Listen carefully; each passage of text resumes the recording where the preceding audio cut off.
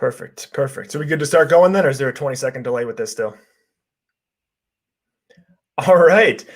So thanks for everybody being here to our 9th podcast with the Talent War Group. The topic today is getting comfortable with being uncomfortable. So what is getting comfortable with being uncomfortable? And before I introduce the panelists and the members of this podcast, I really want to cover the topic of, what is that getting comfortable with being uncomfortable. And really what it is it's stepping outside of one's comfort zone and using that as a tool and a catalyst for growth, whether that be personally, socially, or professionally. That can be as small as going to a hot yoga class at the Y for the first time, or changing careers in the middle of a pandemic.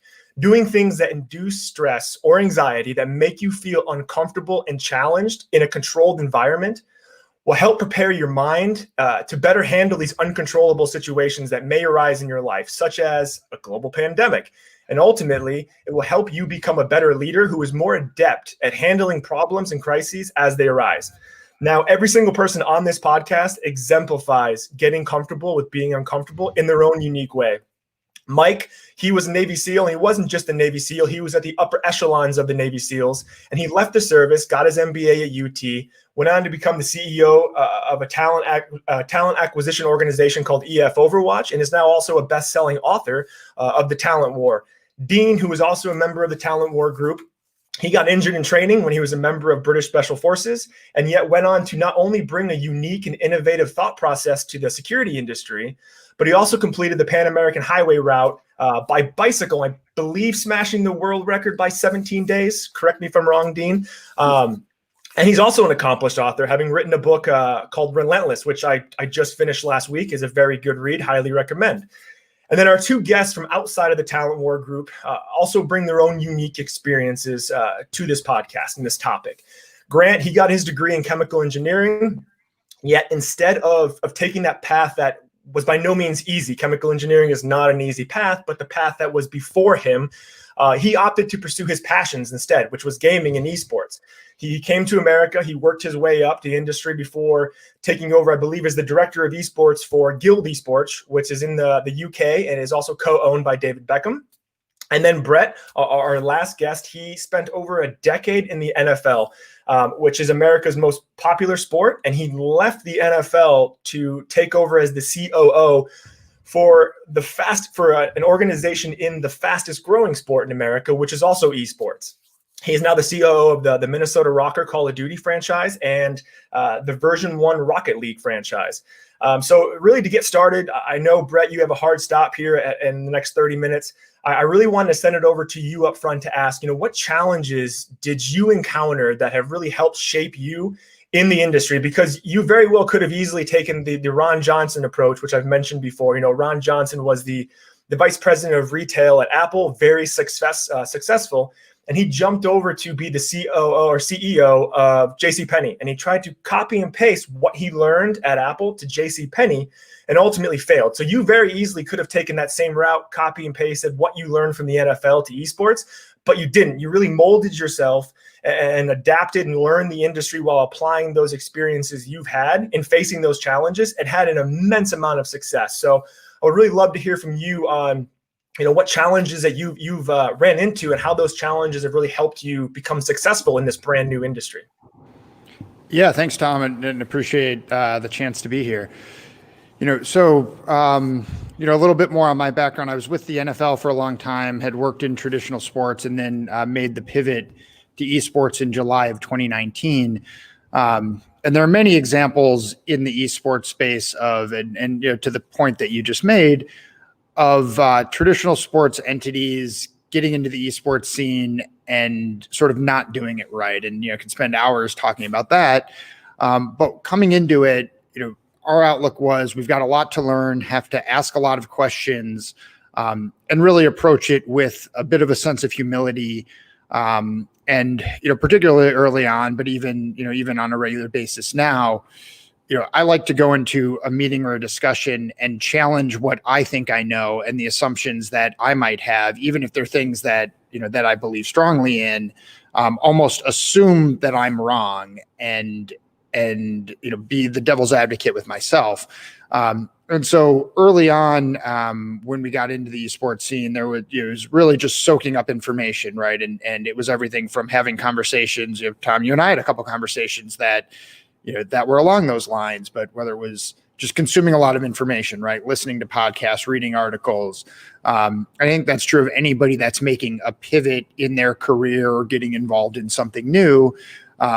Is really, a big part of it is just not worrying about the judgment of other people, right? Everybody has started something new at some point, and anybody that's an expert at anything got to be an expert through committing time and effort to getting there.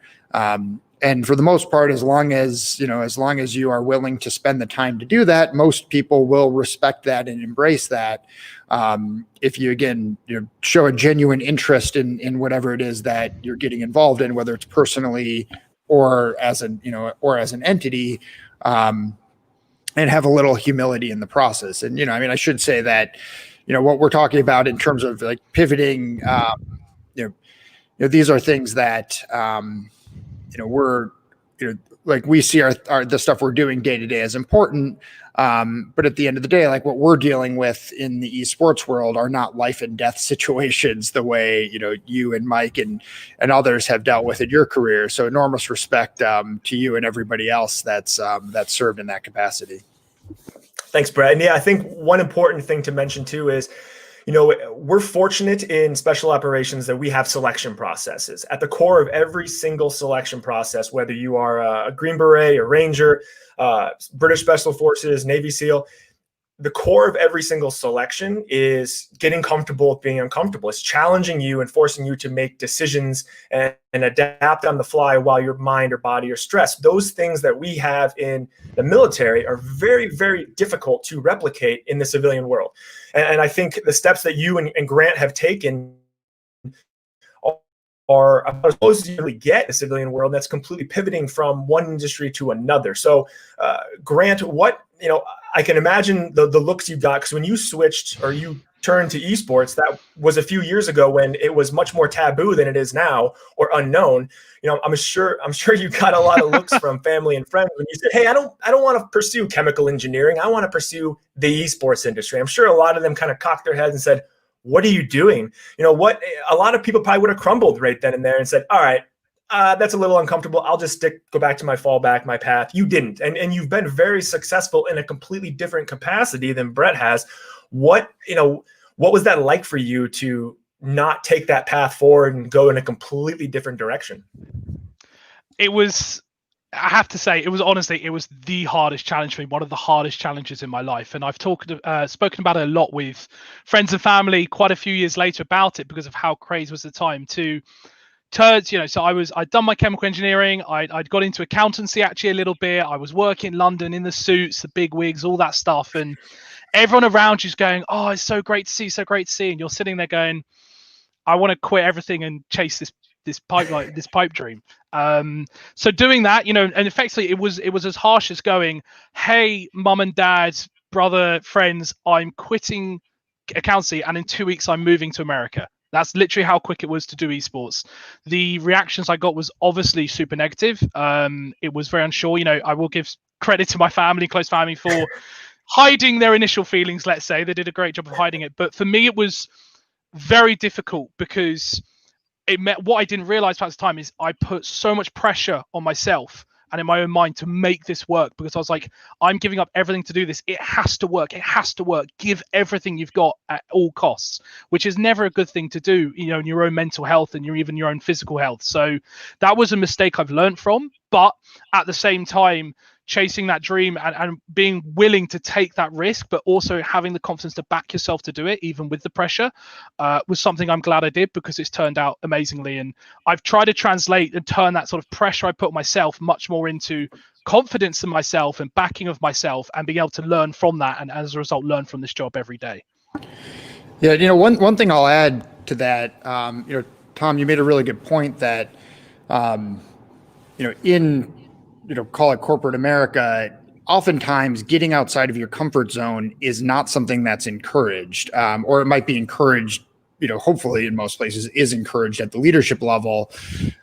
But at the peer-to-peer level, you have to deal with the judgment of others, right? Okay, that's somebody that, has only worked in a certain area. Why are they working in a different area? And, I think that's something that's key for anybody. I would say people that are early in their careers, but really at any point, is to not worry about that judgment of others. And, there were times in my career early on where I switched roles, and I was very concerned that I would not be respected by people who'd been doing what I was getting into, and had to sort of move, just kind of push beyond that. And so I think a big part of it, especially in corporate America, or corporate, not just America, but is being willing to just power through the judgment of others and not worry about that, and find people that are supportive of what you're looking to do. And, throughout my career, I was very fortunate to have supportive supervisors and sort of a supportive boss and boss's boss at multiple stages of my career, that embraced my desire to get involved in different things and learn on different levels.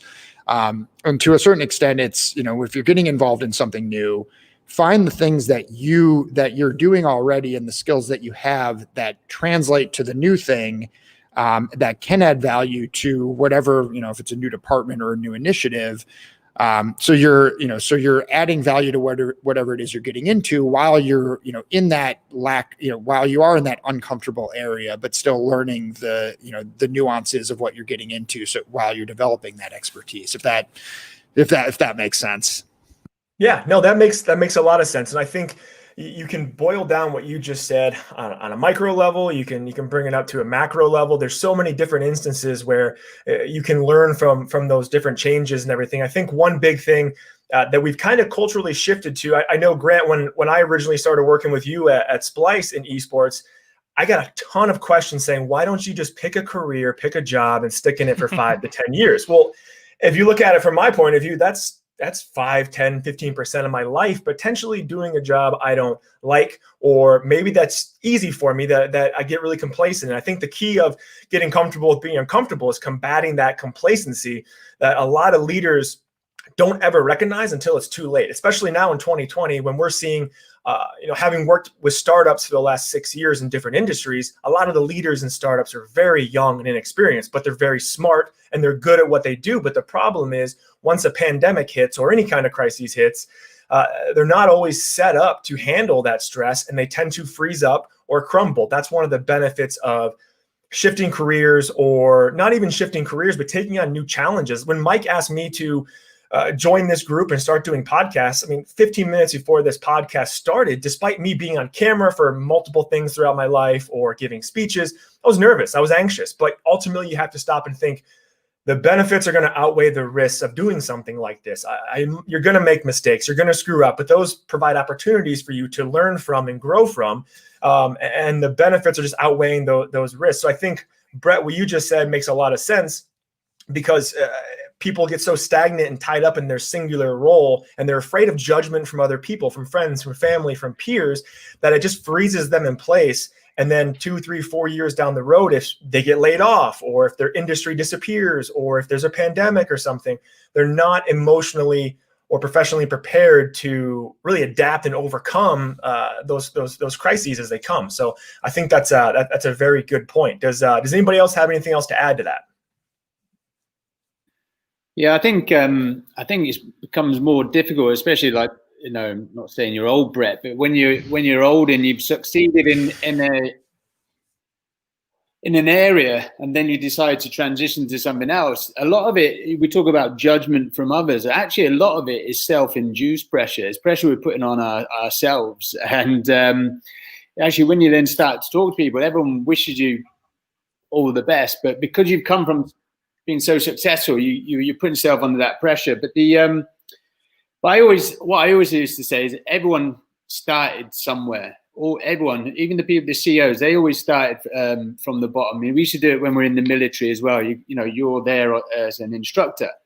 Always remember, you were one of those students once. So I think it is difficult as you get older, transition into a new industry. But it's because you have been successful in that, and it's that self-induced pressure. So it's very difficult nowadays with social media. You see success stories, and everyone's sort of not really experienced failure. I think you touched on it there, Tom. Some of these younger the recruits and individuals, they haven't experienced failure. So this is obviously where the resilience comes in from those, who've been in the industry a bit longer. So yeah, there's a few points to take away there. But I know for myself, when I decided to transition into cycling, I always thought, well, what are people going to think of me? And we did the SWOT analysis, and the only weakness that came back was my arrogance towards the cycling community.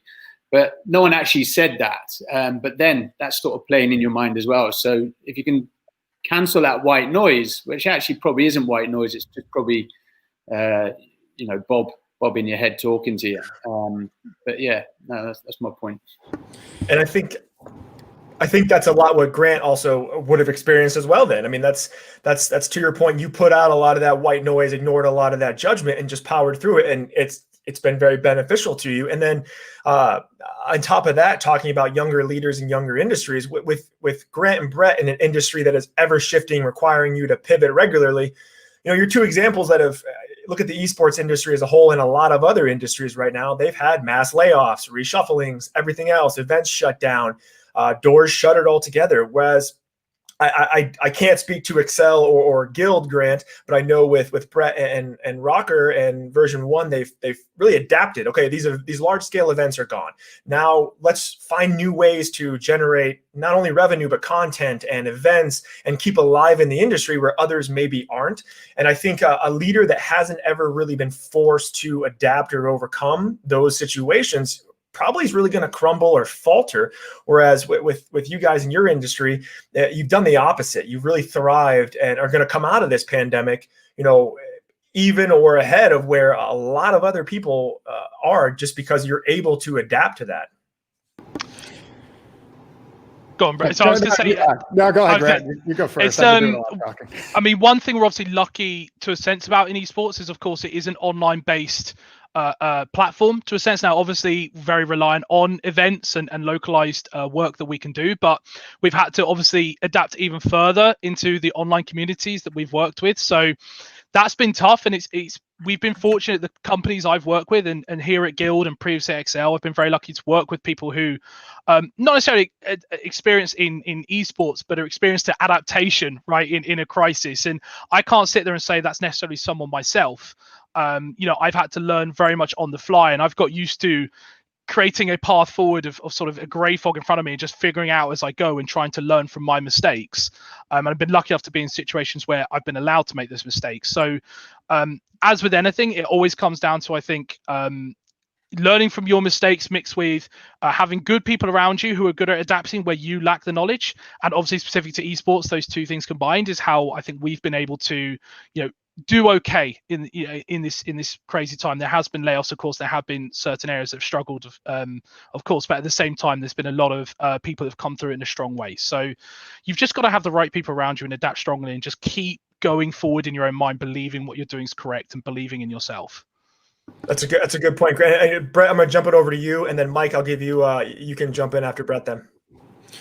Yeah, that's a great point, Grant. And to build on that, I was thinking heading into this conversation about things earlier in my career that prepared me as a leader to address the situation that we find ourselves in now. I mean, when I took on this job, I knew that it was going to be a lot of work building up an organization from scratch. And it's been an amazing, rewarding experience, but obviously not something that I expected to be doing in the middle of a global pandemic and, leading a staff of, it's a very young staff. It's uncertain times for everyone. I mean, it's the most, the vast majority of people alive right now have never been through collectively something like we're experiencing right now.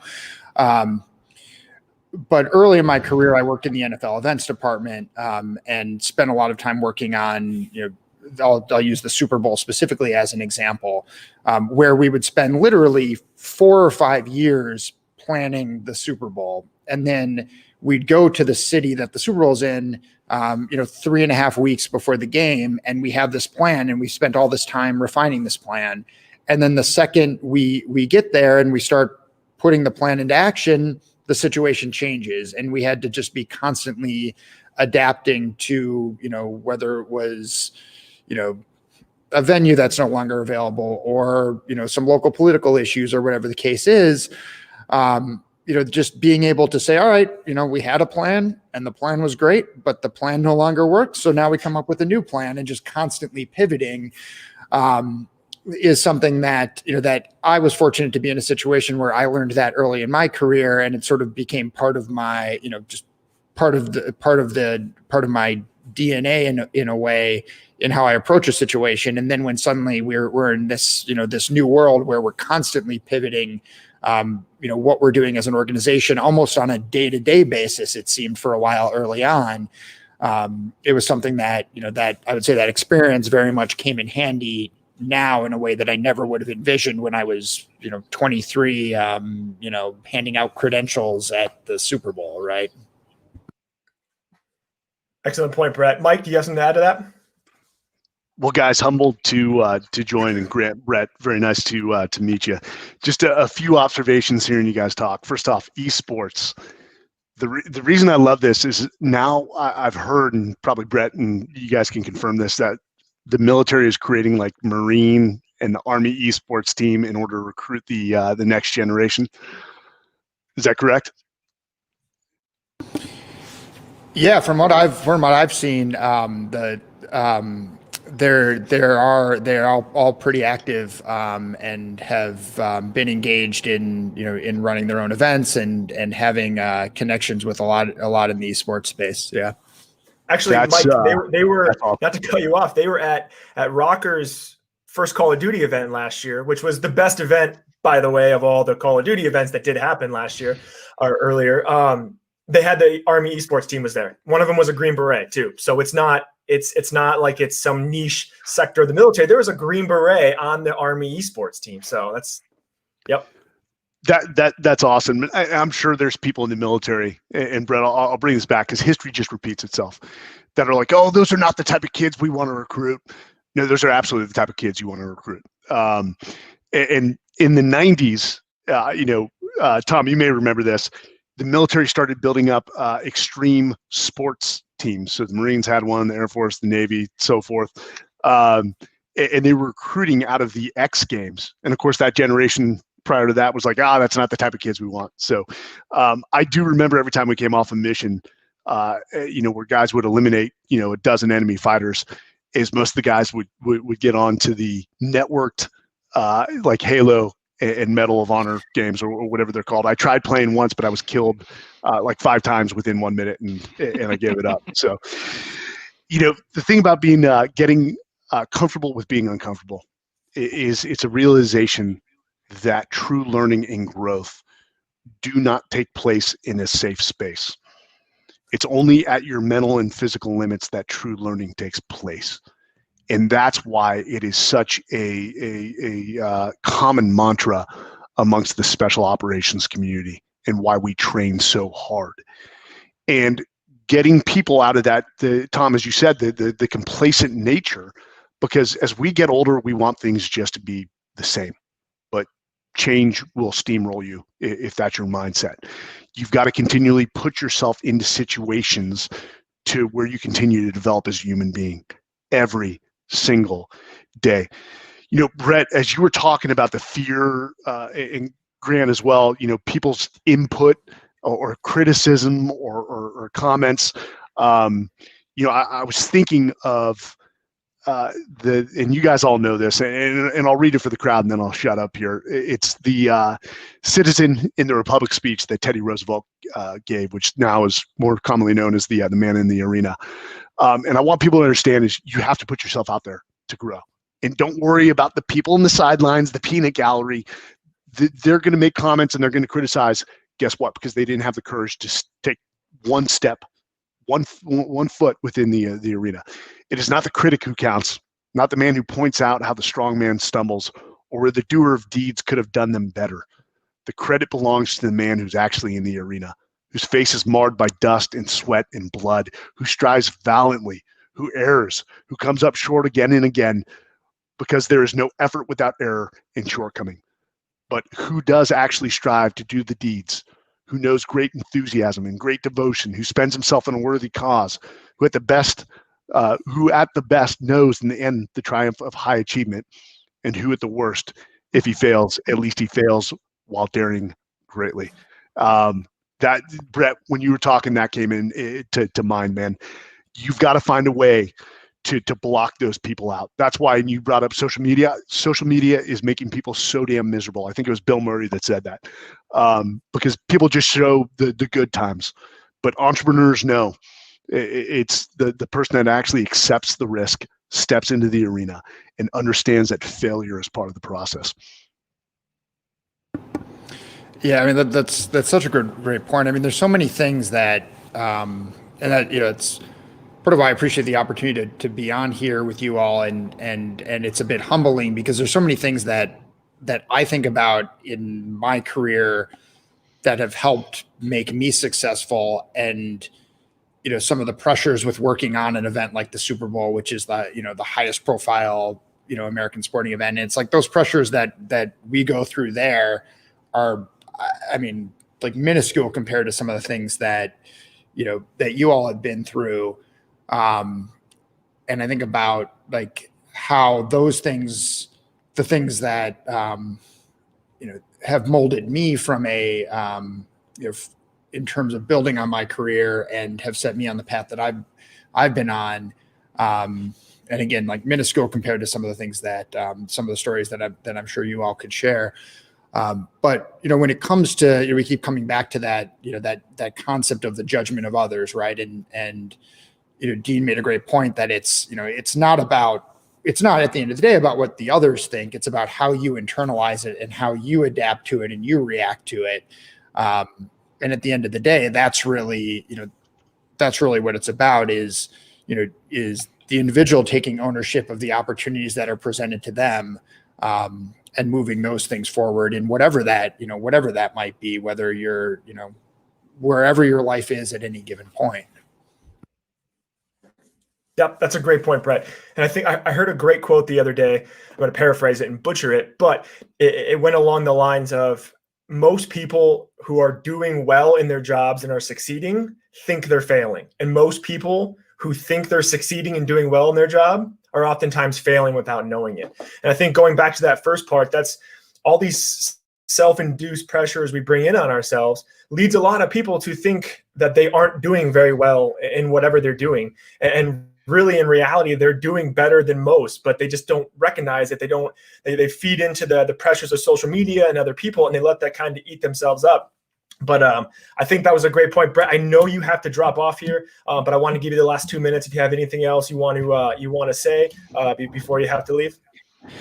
Yeah, you know, I think there's I forget who made the point earlier, but you know, it's about learning from your failures, that concept of getting uncomfortable with being uncomfortable, right? Like you don't grow unless you challenge yourself. And if you're challenging yourself, it's not all going to go right 100% of the time, or it wouldn't be a challenge.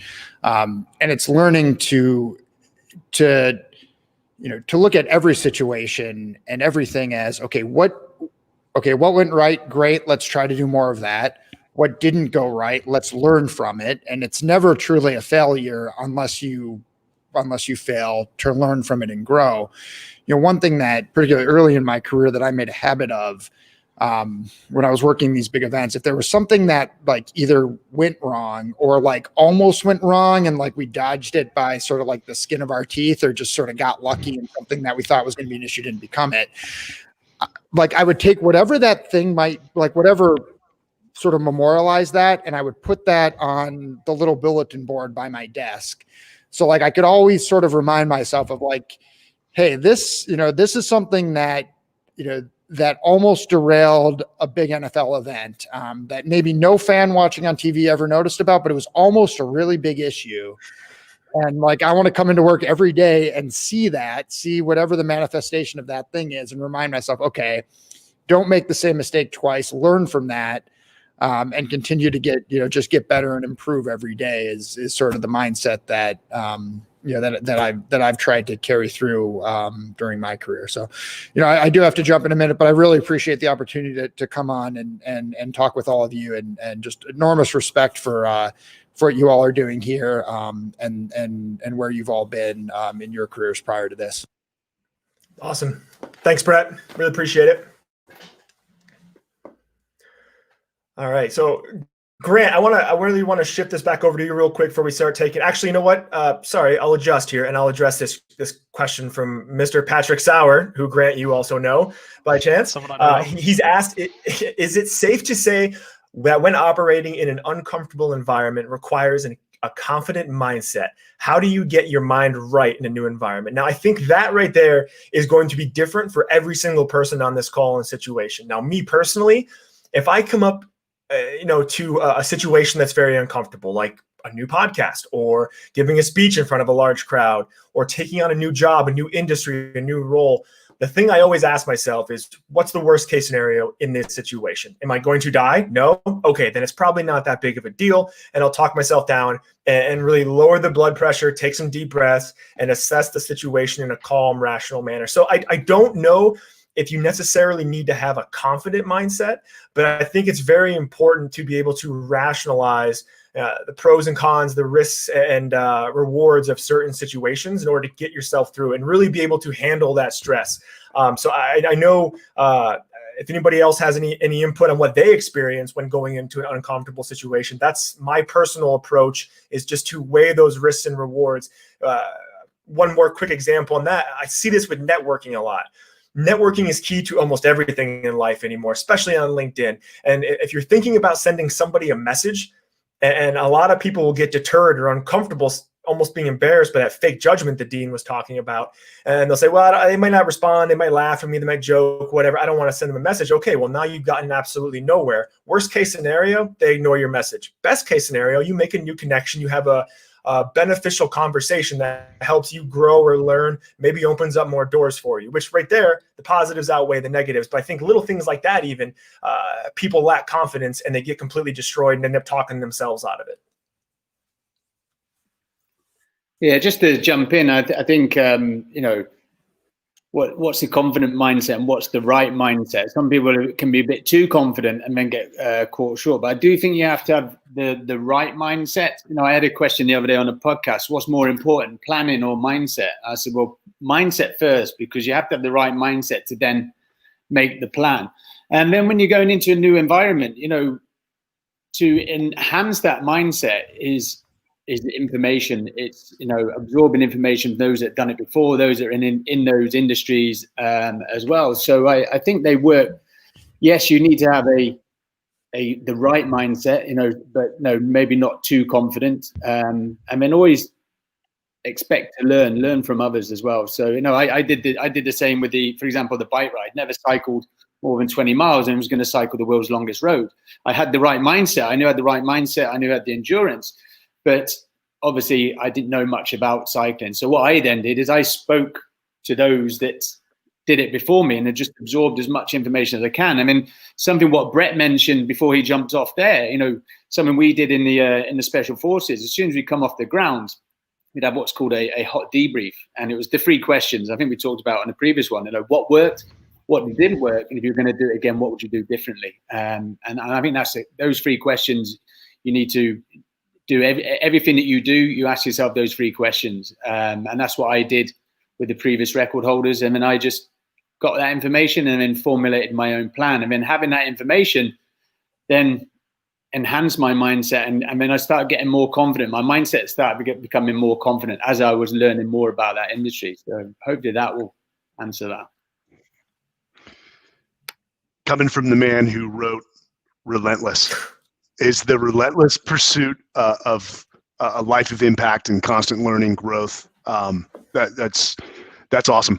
We've got a private chat and I'm talking with the rest of the group. I'm like, hey, what's the quote from Gretzky? You miss 100% of the shots that you don't take. We all approach risk differently. And I'd be interested with Dean and Tom's opinion on this. I think what the special operations community did well is they teach their operators, because most human beings see risk and they get scared, is they teach the special operations community how to look at the upside of risk. Oh yeah, you could fail, but if you succeed, you will accomplish this and gain more market share if you take a product or service to market. And I don't think enough people have that mindset of seeing the upside of risk. Here's, in simplistic terms, this works for both men and women. If you see that girl at the bar and you want to go up and say hello, what's the worst that can happen? She could say no. That's a possibility. But if I don't try, I'll never know. And that for me was, when I made the switch, and I'm sure with Dean the same thing, because he had a similar path, is I was a recon Marine scout sniper, but this thing was like lingering over me with like the SEALs. Everyone's like, oh, that's some of the world's most difficult military training. And I'm like, if I don't give it a shot, I'll never know, man. I don't want that burden of not knowing on my shoulders. That's a great point, Mike. And we have another question from James Earl Brown coming in, and it says, as a leader, how do you create an environment where well-intentioned effort and failure is encouraged, while also being able to discern and address failure due to lack of competence or lack of effort? And I think from my perspective, when I'm a leader in a startup, and I'm always coming back to the question, why? Why? If you want to take on risk, if you want to take on something that has a high probability of failure, I want to know the why. I want to know that you've done as much due diligence as you can, and you're not just taking a random shot in the dark. Now, let's say it's a pivot from an e-commerce company wants to stop selling on their own website and start selling on Amazon, and they just say, we're going to do it. Well, that's a big risk. There's a lot of gap in there to really make up that ground, understand the why. And the why here in this example would be, what are the potential benefits? What's the data look like? What's everything else look like that would promote us doing this change or this pivot? And I think as a leader, I think it's very important to foster an environment where people can fail. I think we get really too wrapped up and worried what, as we've covered before, what people think. And it really does that kind of paralysis where no one's ever trying to innovate or change anything because they're afraid that they're going to fail. And that ends up just dooming, especially startups, because organizations like, say, Amazon, for example, can overcome these failures. Most businesses can't. So if they never even attempt it, then they're never going to learn. They're never going to be able to adapt or pivot or evolve with the industry. So I think fostering that environment of people who are willing to fail is very important, but you have to make sure that the due diligence is there and you're not just taking irrational or illogical shots in the dark, hoping for the best. I can touch on this as well from my side. Is something that's been very hard for me to learn so quickly at my age is when I've got all these players below me and all these coaches below me, to also understand what is the difference between effort versus an environment. And I think a lot of people say you've got to foster this environment where there allows to be mistakes, and it's one of those things that it's easy to say, but you have to act on it, and that means acting on it genuinely every day. From the day that a new player, a new coach for me, or a new staff member for yourself enters the industry and enters the company, you make it very clear to him the type of environment you're creating, day to day, checking up. It's a lot easier in a starter course, but checking up with these individuals that work with you and explaining how did this situation go, how did that situation go, what did you learn from this, what did you learn from that. And I think the biggest thing as well for me I've learned is also, even you as a leader, you follow the same rules. So when I mess up or I make a mistake or I see something in myself that I didn't like, or someone pointed out something to me, that was one of my players or coaches, I go, yeah, that's actually, crap. Good point. My bad. Okay, let's review why that was the case and why that wasn't the case. And they have just as much input on you learning from your mistake as vice versa, no matter the hierarchy of the company. So I think that's just a huge thing in terms of actually making sure you foster that environment day to day. It's a good point, Grant. I appreciate that. Dean, do you have anything to add to that? Yeah, I think this word failure, I think this is what a lot of people are worried about. This word failure is such a negative word. We talked about it before, actually. There is no such thing as failure. It's an experience. And that goes hand in hand with that self-induced pressure. What if I fail? What if I do this? But something that actually Mike said then, that when he was obviously in the Marines and he was looking at the Navy SEALs, if he didn't do it, then, he'd probably regret that for the rest of his life. I know when I was in the commandos and I decided to go to special forces, I was in the recce troops there. There were guys there who were more than capable of passing, but it was that risk of failure, and they didn't want to get out of their comfort zone. And I know now later on that they regret that they didn't take that risk. But what I've got from this subject today is, you take yourself out of that comfort zone. It's all about, as you mentioned, growth and learning. And then what comes with that, once you've succeeded, it's so satisfying taking yourself out of your comfort zone and succeeding. I mean, you then grow with confidence. I mean, it's like, well, I've done that. Well, what next? So yeah, I think the failure and the white noise, that's what seems to be the biggest hurdle for a lot of people. Regret is much heavier than failure. Yeah. Jim's question is great, and Jim Brown, part of the Talent War group. The best advice I got was from Bill Campbell on this one. I know Jim probably knows who that is. Bill Campbell was iconic, known as the secret coach of Silicon Valley. If you want to pick up the book, $1 Trillion Coach, he was a mentor to a lot of the elite CEOs in that area. And he talked about creating a culture where you reward failure. And when he said that, I couldn't totally comprehend. And he explained, and he talked about a story when one of his SVPs, senior vice presidents, tried to take something to market. And this individual put a lot of time and effort into the preparation, into calculated risk, and it didn't end up working out. And a lot of people in the company thought Bill was going to come off the top rope and slam this guy. Bill went the opposite direction. And in a meeting, actually had him stand up and praised him for having the ability to accept risk, to push the envelope, and actually said, even though it did not work out to his advantage, that the company was stronger for his efforts. And he said he did that deliberately. He was trying to send a message to all those risk-averse individuals within his company that we do not move this company forward by staying in a safe space. We move this company forward by taking calculated risk. Now, there is a difference. There is those, preparation, or fortune favors the prepared. Let's be honest. Fortune doesn't favor the bold. Bold is a byproduct of somebody who's thoroughly prepared, who's reviewed contingencies. That's who fortune favors. But there's a difference between calculated risk and just being reckless. And you have to delineate that, and you have to explain the difference to your people so that they clearly understand in that culture. Absolutely, Mike. I think what's interesting about this conversation, the reason why I wanted to bring on two people from esports is esports is an industry, as I've said before, it's growing very fast, but nobody really knows about it outside of people who are already in it. And it's taboo to a lot of other people, but it just shows all these principles and practices that we're talking about can transcend multiple industries, from special operations to professional sports to other parts of the business world. And I think that's going back to Dean's point, where you see a lot of people that aren't willing to step up and get uncomfortable and take on that challenge for the fear of failure. That goes everywhere. I mean, you can see that, Grant, I'm sure you can see in esports when it's a lower end amateur league, people, sometimes get this arrogance of, hey, if I put in more effort, I could easily go pro.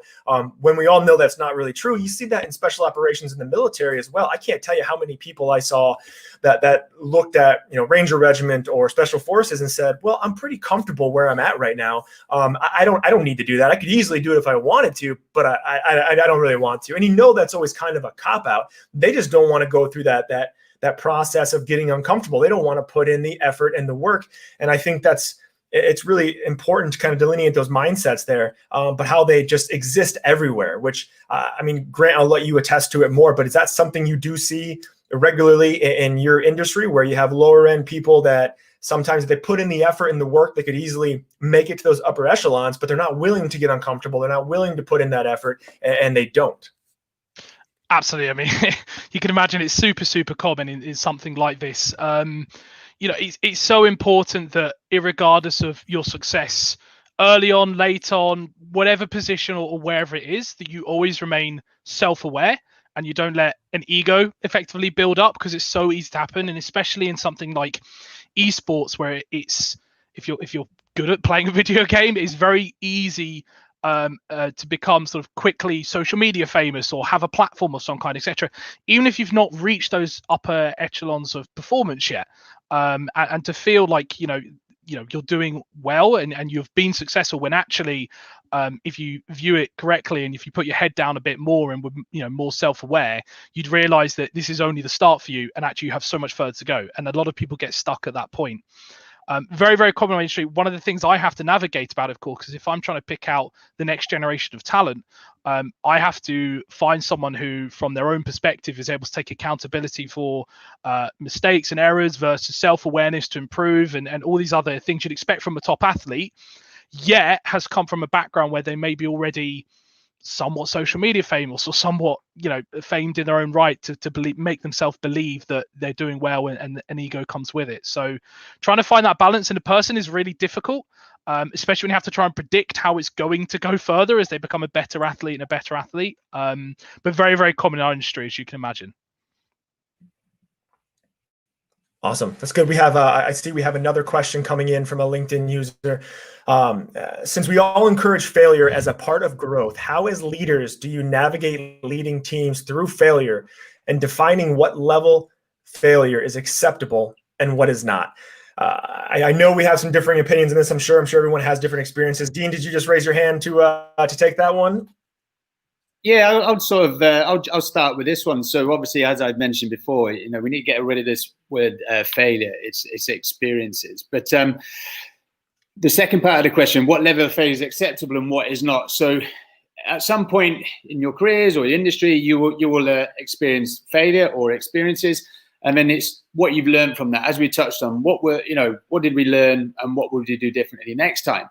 So as long as you don't repeat those failures, then any sort of failure is acceptable. And so what is not is repeating something you've experienced before. If you haven't learned from that previous experience, then you're not progressing forward. So, I don't think there's a level of what's acceptable and what is not. It's just as long as it's not being repeated consistently. Something I could touch on here as well, and agreeing with Dean there. So something I read very early on a couple of years ago, recommended by our person Marty Tom, was a book, Extreme Ownership by Jocko, which I read religiously at that time. And so the reason I define it to this question, because obviously in Extreme Ownership, it talks about taking accountability all the way to the top in pretty much all situations. So when you've reached a point where the failure of whatever it is you're doing is so bad that it's damaging to the company in some way or sets a lot of things backwards, that goes to the highest point, because that means, say for me, that I have must have not allowed my employees or people who work around me to put in the correct calculated risks, have not made the correct proposals, we've not sat down together and come to the right risk proposal effectively. So assuming that doesn't happen, then in that sense, agreeing with Dean, any form of failure is acceptable, because you should have put in as the leader the boundaries to prevent getting to that such extremity. And therefore, when it does happen, you fail fast, you fail quick, and as a group and as a team, you're able to sit down and learn from it accordingly. I think both of you guys made a really good point there, and that is that failure is okay. I personally think you learn way more from failure than you ever will from successes, but it's not repeating those same failures over and over again. That's kind of what defines a good leader, is you can allow people to fail, but don't allow them to repeatedly fail on the same things. So I think, Mike, I don't know if you have anything to add. I know you're pretty familiar with Extreme Ownership. I don't know for sure. Never heard of it. What is this concept? No. I thought I might get brownie points mentioning that one. Grant, I'm sending you a book in the mail right now. I'm joking. Which one of those books is to General Boykin, which I know who Tom knows. Just an amazing leader. He was quoted heavily in the book. So how do you navigate an organization through failure? You navigate them through your reaction. You own your reaction to them. So when there's a failure, your people are going to look at you like, hey, is Mike going to slam me? And how you react will send the greatest ability for them to learn. If you help them learn from their failures, they'll be less afraid of failure and risk. And I'd love to hear how we rephrase this thing called failure. I'd love to work with you on how we phrase that for the business world. Now, risks, what level of failure is acceptable? Well, I'll tell you this: if there is failure that brought injury to our people, that's unacceptable. And as a leader, I will take ownership over that. That I failed to mitigate the risk to force during training or during a mission. That's something that I never want to live through again. And for those that have lost people in combat or hurt people in training, they know the feeling that comes with that. It's humbling. There's failure from lack of ethical behavior, which is totally unacceptable and is going to be addressed on the spot. And then failure from lack of trying, from laziness, from complacency. We're going to address that in a very professional manner, but that's going to be addressed. We never want failure to be catastrophic to the organization. We want our people to fail in training. We want to train them hard, because the more you bleed in training, the less you bleed in war.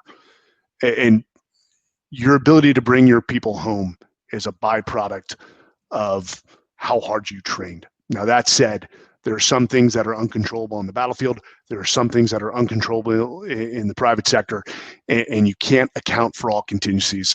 And sometimes you will end up taking casualties, whether that is the loss of money or the loss of life. I think that's a really good point, Mike. I think something else that I saw in special operations, the best leaders I ever ran into in Ranger Regiment were the ones that if I made a mistake, they didn't make me go off and do burpees and push-ups for 30 minutes straight, because that's easy. Anybody can do that. Anybody can have someone do that. The best leaders I saw was when I made a mistake or a failure, they made me learn something. They made me go retrain. They made me go do a 5,000 word essay on what I did wrong and what the proper procedure and process is. That's something that always really impressed me working alongside the Canadian Special Forces units overseas, was that when one of their members made a mistake, it wasn't, let's physically punish them, let's scream at them or anything along those lines, unless it fell in those categories you just mentioned, Mike. It was always, we're going to have to retrain you. We're going to have to inform you or educate you. That's the whole goal. And I think true leaders out there in any industry, if one of your subordinates or peers makes a mistake, that's an honest mistake, that's something that anybody could do, that's not unethical or illegal or anything along those lines, kind of taking that time to educate them about what they did wrong is far better than demeaning them or punishing them or yelling at them. And I think that's something that I took away from special operations that'll probably stick with me forever, is really taking that moment when someone fails or makes a mistake and educating them on how and why they made that mistake, as opposed to just going off on them. Tom, you just summarized the extreme ownership to the core of it. Is if ultimately I'm in charge of EF Overwatch, if I'm running that company and EF Overwatch fails to achieve the mission, and let's say Michelle, who's on here, maybe screwed something up, that's not Michelle's fault. That's mine. If I can look in the mirror and be brutally honest with myself and ask myself, did Michelle want to fail? The answer is going to be no. She doesn't want to fail. She wants us, because her team to win. And if I dive to the root of it, why Michelle made a certain decision that didn't work out in her favor, it comes back to me, that I didn't train her well enough. Maybe I didn't describe her roles and responsibilities well enough. Maybe she wasn't up to the standard. She wasn't equipped with all the information necessary to navigate an obstacle. And if you do that after action, you do that brutal self-assessment, you're going to realize that it comes back to you as a leader. It's as a leader, that is the burden right there. Being a leader is uncomfortable, because the eyes are always on you. And Dean, and you know this, and Grant knows this, that if you're the ground force commander or you're in charge of a team, your team is constantly looking at you, and that is a burden in and of itself that leaders need to get comfortable with. Absolutely, Mike. Absolutely. That's another good point. I think something else kind of to add to that too, that's always important to make note of, and this is applicable to all different topics and all different forms of leadership, is what works for you in one role or one industry isn't always replicable in another role, another industry. What I learned going from Ranger Regiment to playing college football was that my leadership style and what I had learned when somebody fails or screws up in front of me, it's different in football than it was in Ranger Regiment. And then leaving football and going into the startup world, in replicating what I had learned from football and Ranger Regiment didn't always work either. You had to really be able to adapt and mold yourself to how to address those failures with different people. The way you lead an introvert is different than the way you lead an extrovert. The way you lead a chemical engineer is different than the way you will lead a mechanical engineer. Everything's different. You always have to be assessing things on different levels as a leader. And I think, Mike, you put in the chat, what got you here won't get you there. That's, first off, it's a great book. If anybody's ever read that book, it's also a very popular quote, but I think it really hits the nail on the head to this topic. Does anybody have anything else to add to that one? Good. Awesome. Well, Grant, I don't know, do you have anything else you want to add to this from your perspective, what you've seen? You have three special operations guys here, and then you're the lone esports person. So I think, is this something that you can attest to? Is this topic, does it apply well to esports as well then? Yeah, absolutely. I mean, actually, I was going to touch on almost what Mike said about the fact of being a leader is a burden in itself, and that follows on into what gets you here won't get you there. It's talking my own position. It's been a really weird and fast transition for me, going from sort of lower management to, I guess, higher management, you would call it, over the period of just 2 years for me. And I've had to adapt really, really quickly from being able to learn from someone to having to help teach someone, and a really weird change of burden. It's very applicable in esports. You have a lot of youngsters in high level positions in this industry who are having to learn on the fly, who are having to adapt, having to understand what it is to be a leader and be someone who is in charge, and the pressure on it. And I, again, test myself, and having to remain so confident and so self-assured is been really, really weird feeling for me. It's probably been the most uncomfortable feeling, that I've had in a long time, around this idea of I have to be self-assured in my position so that I can be the best person I can for those around me. And I imagine it's something that's very applicable to others across this industry. And you have to maintain that confidence. You have to maintain that self-assurance and assuredness, and that burden that's put on you from this position. You have to accept it and want it, because ultimately, why else would you be here if you weren't willing to take it on? That is part of the passion of what you're doing. So take it with both hands, be confident in yourself, and help those around you, and help teach where you can. Perfect. Awesome. Thank you. So we're going to kick it over to Michelle now. And this is I think, first off, have to give a call out to Michelle. You are on these calls. All these principles apply to you as well. You are taking on something that I'm sure is challenging and uncomfortable for you. And you're here on every single session that you're supposed to be on, and you're learning and you're contributing. So I want to say kudos to you for really stepping up and doing this. I know when I was at your age and your position, I probably would have been terrified to come on a podcast or anything like that with these caliber of people. So props to you. I want to turn it over to you for the last point of these podcasts, really, is to allow you to kind of tell us what you've learned. Tell us the 3 points that you've really taken away from this. Thank you, Tom. And it is actually, I'm learning a lot from just being here. I've gotten better at this from the first time that I did it. And every time it is a learning experience. Every time I get better at taking my notes down and figuring out what is applicable to me. The first point that I got was from the very beginning from Grant, where he said to translate your pressure into confidence. So you will be put into situations with pressure, but translate that pressure that is being put onto you into confidence, and you will be able to do it. Then Brett, who's not here anymore, but he had a lot of great points. The one that stuck out to me the most was that it is never truly a failure unless you fail to learn and to learn from it and grow. And that's kind of like what Dean talked about, to not call it a failure, but to call it a learning experience. It's something that at the end of the day, after it, yes, you failed, but you learned from it.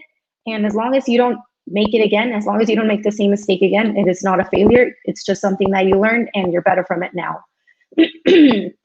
And then from Tom, he said to rationalize the pros and the cons to handle the stress.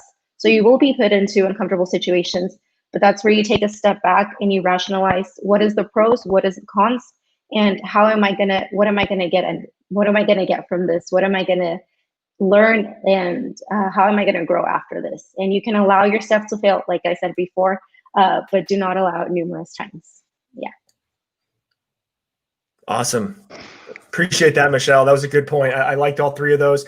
Does anybody else have anything to add before we wrap this up, or are we good to close it out? Hey, Michelle. So Dean, that's what we're going with. Failure to the world is a learning experience to us here at Talent War Group. I like that. Awesome. Okay. All right. Well, we appreciate everyone tuning in today. This has been very beneficial for all of us. If you have any other questions, feel free to look us up on LinkedIn, and we'll be sure to get back to you.